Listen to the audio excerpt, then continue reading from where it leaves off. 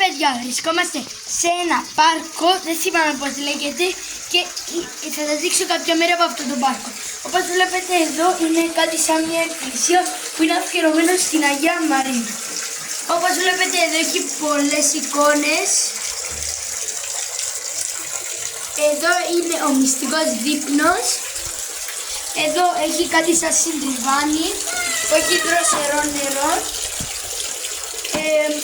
Εδώ έχει φωτιά και πίσω έχει και εδώ εικόνες. Επίσης πάμε να σας δείξω κάποια από τα ζώα που έχει εδώ στο πάρκο. Επίσης εδώ είναι, πώς να το πω, μνημεία κάποιων ανθρώπων. Και τώρα πάμε να σας δείξουμε τα ζώα που έχει. Προχωράμε από το μονοπατάκι αυτό και τώρα φτάνουμε στα ζώα. Μόλις φτάσαμε στα ζώα, εδώ από ό,τι βλέπετε έχει χήνες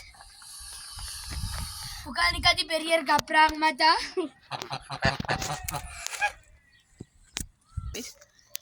Και εδώ είναι ένα τεράστιο κλουβί που εδώ είναι ένα κάτι σαν σπιτάκι, κάτι τέτοιο.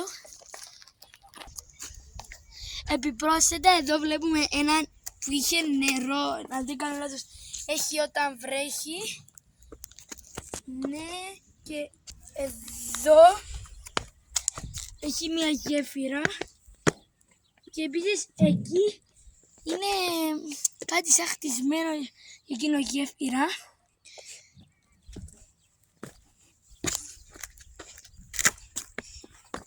Όπως βλέπετε τώρα την ανεβαίνουμε.